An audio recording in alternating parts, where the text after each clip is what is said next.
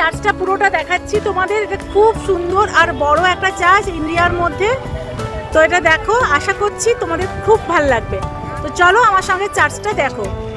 Welcome back to my channel. দেখো আমরা Saint Philomena cathedral in Mysore এই চার্চে চলে এসেছি, যেটা হচ্ছে one of the tallest and most iconic churches in the Asia. আর এটা বিশেষত ম্যাজেস্টিক নিওগথিক আর্কিটেকচারের জন্য বিশেষ করে পরিচিত,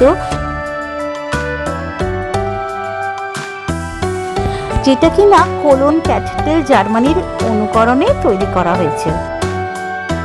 175 ফুট উঁচু টুইন স্টারের জন্য এই চার্চটা বিখ্যাত, যেটা কিনা মাইসুরের অন্যতম পর্যটন কেন্দ্র। তোমরা আসলে অবশ্যই এখানে এসো।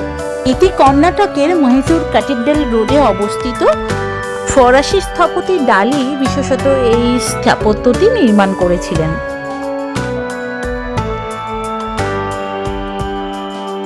ভেতরটা দেখো কত সুন্দর। বেশি ভিডিও অ্যালাউ ছিল না, তাই কমই তোমাদের দেখিয়েছি।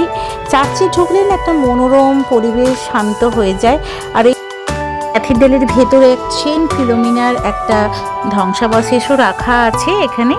চার্চের ভীষণে বিভিন্ন রকম রঙিন কাচের জানলা আছে, যেটা যীশু খ্রিস্টের বিভিন্ন রকম জীবন কাহিনীকে দর্শিত করে। এটি কিন্তু মূলত ইউরোপীয় স্থাপত্য শিল্পেতে এই চার্চটি তৈরি, আর এশিয়ার অন্যতম উচ্চতম চার্চ হিসেবে পরিচিত। এটি সকাল 6টা থেকে সন্ধ্যে 7টা পর্যন্ত ওপেন থাকে। তো তোমরা এখানে আসলে অবশ্যই এই চার্চটা ভিজিট করো, তোমাদের খুব ভালো লাগবে। এই চার্চটা সত্যি মনটা, যে কোনো চার্চে আসলেই মনটা একদম মনোরম একটা শান্ত পরিবেশের মধ্যে পবিত্রতায় ভরে যায়।